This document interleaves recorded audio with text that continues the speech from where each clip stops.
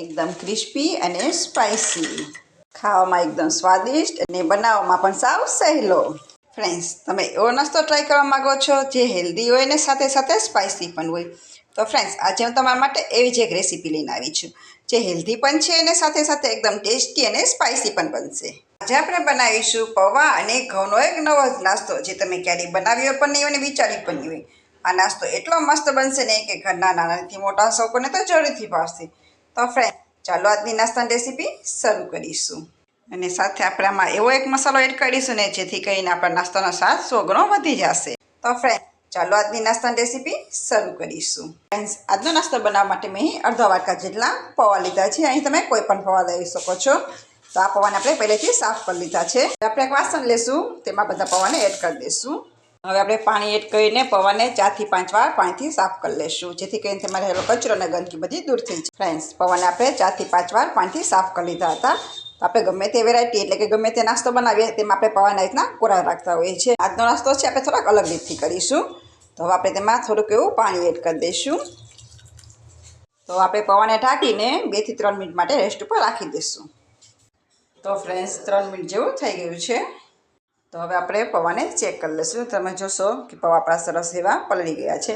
તમારા પૌવા સારી રીતના મેશ થાય એ રીતે તમારે પલાળવાના છે. જો તમને જરૂર લાગે તો તમારે થોડુંક વધુ પાણી એડ કરવું. તો તમે જોઈ શકશો કે આપણા પૌવા સરસ એવા પલળી ગયા છે. ફ્રેન્ડ્સ, હવે આપણે એક મિક્સર જાર લઈશું. તેમાં બધા પૌવાને એડ કરી દઈશું. ફ્રેન્ડ્સ, અહીંયા આપણે અડધો વાટકો પૌવા લીધા હતા તો તેની સામે અડધો વાટકા જેટલો ઘઉંનો ઝીણો લોટ લઈશું. હવે આપણે જે વાટકાના માપથી પૌવા અને ઘઉંનો લોટ લીધો હતો એ વાટકાના માપથી આપણે છાશ લઈશું. તો આપણે અહીંયા અડધો વાટકા જેટલી ખાટી છાશ લઈશું. તમારી પાસે જો ખાટી છાશ ના હોય તો તેની જગ્યાએ તમે ખાટું દહીં પણ લઈ શકો છો. ફ્રેન્ડ્સ, હવે આપણે તેને પીસી લઈશું. તો ફ્રેન્ડ્સ, તમે જોશો કે અહીં સરસ એવું ડો જેવું બનીને તૈયાર છે. તમારે આ રીતે સ્ટ્રક્ચર રાખવાનું છે, એકદમ ઢીલું સ્ટ્રક્ચર નથી રાખવાનું. તો હવે આપણે એક મોટું વાસણ લઈશું. તેમાં બધું આપણું મિશ્રણ છે તે કાઢી લઈશું. આપણે બધું મિશ્રણ કાઢી લીધું છે. હવે આ મિશ્રણ આપણે 3 થી 4 મિનિટ માટે ફેટી લઈશું જેથી કરીને તેમાં સરસ એવી ચીકાશ આવી જશે. આ તમે પ્રોસેસ અવશ્ય કરવાની છે. જો આ પ્રોસેસ તમે આ રીતના કરશો ને તો તમારો નાસ્તો સરસ એવો ફૂલશે.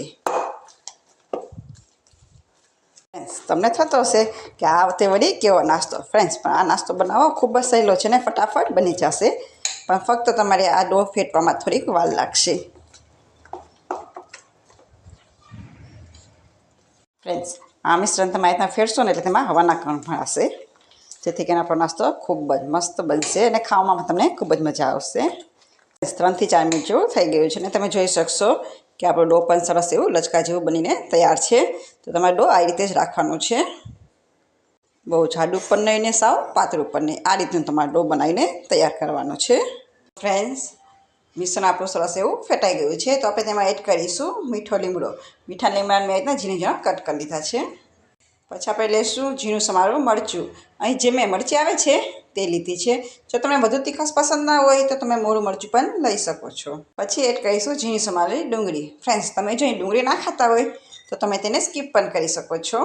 પછી આપણે એડ કરીશું લીલા ધાણા. અહીં જો લીલા ધાણા તમને વધુ પસંદ હોય તો તમે તેને વધુ એડ કરી શકો છો. ફ્રેન્ડ્સ, લીલા ધાણાની ક્વોન્ટિટી થોડી વધુ રાખવી. પછી આપણે તેમાં એડ કરીશું 1 ચમચી જેટલું આખું જીરું. પછી એડ કરીશું 1 ચમચી જેટલી લીલી વરિયાળી. પછી આપણે એડ કરીશું 1 ચમચી જેટલા સફેદ તલ. એડ કરીશું તેમાં થોડીક એવી હળદર. હિંગ એડ કરેલી છે, હળદર બોલાઈ ગયું. અને સ્વાદ પ્રમાણે નમક એડ કરીશું. નમક તમે તમારા સ્વાદ અનુસાર વધુ ઓછું કરી શકો છો. બધું પાછું હલાવીને સરસ એવું મિક્સ કરી દઈશું. ફ્રેન્ડ્સ, તમારે અહીં જો ગરમ મસાલો અને લાલ મરચું પાવડર એડ કરવું હોય તો પણ તમે કરી શકો છો, અથવા તો તમારે ચીલી ફ્લેક્સ એડ કરવા હોય તો પણ તમે કરી શકો છો. ફ્રેન્ડ્સ, આજના નાસ્તામાં આપણે લાલ મરચું પાવડર કે લાલ મરચાંનો ઉપયોગ નહીં કરી, ના તો ચીલી ફ્લેક્સનો ઉપયોગ કરીશું. કેમ કે આપણે જે મરચું વાપર્યું હતું તે એકદમ તીખું છે. અને જો તમારે લેવું હોય તો તમે મોરું મરચું લઈ શકો છો અને સાથે લાલ મરચું પણ લઈ શકો છો, એટલે કે મરચું પાવડર લઈ શકો છો.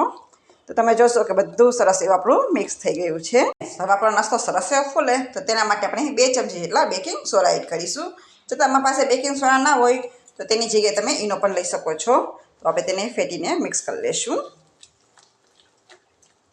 તમારી પાસે જો ઈનો પણ ના હોય ને તો તમારા ઘરમાં રહેલા ખાવાનો મીઠો સોડા એટલે કે સાજીના ફૂલ આવે તે પણ તમે લઈ શકો છો. ફ્રેન્ડ્સ મેં પહેલાંથી તેલ ગરમ થવા માટે રાખી દીધું હતું. તેલને ચેક કરી લઈશું. તો તમે જોશો કે તેમાં બબલ્સ આવવા લાગ્યા છે. તો આપણું તેલ સરસ એવું ગરમ થઈ ગયું છે. આપણો નાસ્તો પણ તરત ઉપર આવી ગયો છે. તો અહીં તમારે પહેલાં મીડિયમ તેલ ગરમ કરવાનું છે. હવે આપણે નાસ્તાને એડ કરી દઈશું. અહીં તમે જે રીતના ભજીયા પાડો એ રીતે આપણે આ નાસ્તો બનાવવાનો છે.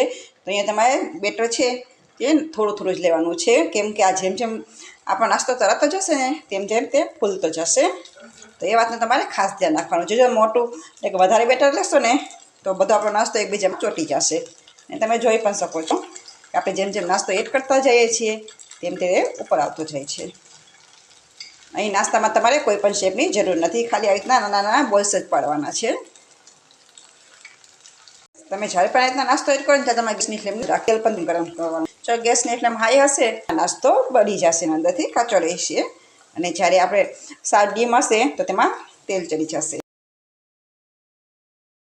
આપણે આવી રીતના બધો નાસ્તો બનાવીને તૈયાર કરી લઈશું. તો ફ્રેન્ડ્સ 2 થી 3 મિનિટ જેવું થઈ ગયું છે અને આપણો નાસ્તો બધો તરાઈને ઉપર આવી ગયો છે. તો આપણે નાસ્તાને પલટાવી દઈશું. તમે જોશો કે આપણો નાસ્તો ગોલ્ડન બ્રાઉન કલરનો થતો આવે છે. પણ ફ્રેન્ડ્સ આપણે અજાણતો ક્રિસ્પી બનાવવા માટે હજી 1 મિનિટ માટે રાખીશું. ફરી પાછું આપણે તેને હલાવી લઈશું. અને હા ફ્રેન્ડ્સ, તમને જો મારી અત્યાર સુધીની મહેનત જરા પણ પસંદ આવી હોય તો મારા વિડીયોને લાઈક અને ચેનલને સબસ્ક્રાઈબ કરવાનું ના ભૂલતા. હજી આપણે આના એક વસ્તુ એડ કરીશું ને કે જેથી કરીને આપણો નાસ્તો એકદમ સુપર ટેસ્ટી બનશે. તો આપણે ટીપ કરશો તો અહીં આવે કે જે આપણો નાસ્તો એડ કરીશું, નાસ્તો એકદમ ટેસ્ટી બનશે. તો આપણે 1 મિનિટ માટે રહેવા દઈશું. ફ્રેન્ડ્સ 1 મિનિટ જેવું થઈ ગયું છે અને આપણો બધો નાસ્તો સરસ એવો ગોલ્ડન બ્રાઉન કલરનો થઈ ગયો છે, એટલે કે ક્રિસ્પી થઈ ગયો છે. તો આપણે તેને કાઢી લઈશું. તો અહીં આપણે એક કાણા લઈશું, તેમાં બધો નાસ્તો એડ કરી દઈશું જેથી કરીને વધારાનું તેલ હોય તે બધું ઓસાઈ જાય. અને બાકી છે બધું આપણે બનાવીને તૈયાર કરી લઈશું. તો ફ્રેન્ડ્સ મસાલો બનાવવા માટે આપણે 1 ચમચી જેટલો ચાટ મસાલો લઈશું. પછી આપણે 1 ચમચી જેટલું ધાણા જીરું પાવડર, પછી અડધી ચમચી જેટલું કાશ્મીરી લાલ મરચું પાવડર લઈશું. ફ્રેન્ડ્સ તમારે જો કાશ્મીરી લાલ મરચું ના હોય તો તમે રેગ્યુલર મરચું પણ લઈ શકો છો. પછી આપણે અડધી ચમચી ઓછું નમક લઈશું. મસાલાને સરસ એવા મિક્સ કરી દઈશું. ફ્રેન્ડ્સ આ મસાલો તમે જો એકવાર નાસ્તામાં એડ કરશો ને તો નાસ્તાનો સ્વાદ ડબલ થઈ જશે. તો આપણો મસાલો બનીને તૈયાર છે. આ મસાલો તમે ગમે તે નાસ્તામાં એડ કરી શકો છો. ફ્રેન્ડ્સ આપણો નાસ્તો બનીને તૈયાર છે. તો તેના પર આપણે જે મસાલો બનાવ્યો હતો તે એડ કરી દઈશું. અને પછી આપણે તેને સરસ એવો મિક્સ કરી દઈશું. તો આપણે હાથની મદદથી મિક્સ કરી દઈશું. ફ્રેન્ડ્સ તમને અવાજ ઉપરથી જ ખ્યાલ આવી ગયો હશે કે નાસ્તો આપણો એકદમ ક્રિસ્પી બન્યો છે. તો ફ્રેન્ડ્સ એક નાસ્તો તમને ચેક કરીને બતાવીશ કે તમે અવાજ સાંભળી શકશો. તો આપણો નાસ્તો ઉપરથી એકદમ ક્રિસ્પી અને અંદરથી એકદમ સોફ્ટ બન્યો છે. તો ફ્રેન્ડ્સ એકવાર તમે આ નાસ્તાની જરૂરથી ટ્રાય કરજો. આજનો આપણો ક્રિસ્પી નાસ્તો બનીને તૈયાર છે. આ નાસ્તો તમને જો સવાર સાંજ કંઈક હલકી ફુલકી ભૂખ લાગી હોય તો આ નાસ્તો તમે બનાવી શકો છો, અથવા તો તમારા નાના બાળકોને લંચ બોક્સમાં પણ આપી શકશો.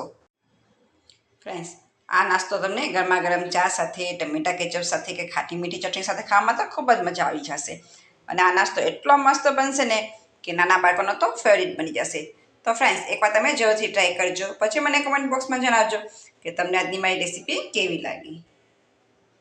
આપને જો મારી રેસીપી પસંદ આવી હોય તો એક લાઈક કરજો, શેર કરજો અને હિતસ કિચનને સબસ્ક્રાઈબ કરવાનું ના ભૂલતા. તો ફરી પાછા મળીશું નવા સ્વાદ સાથે, નવા વિડીયો સાથે. ત્યાં સુધી આવજો.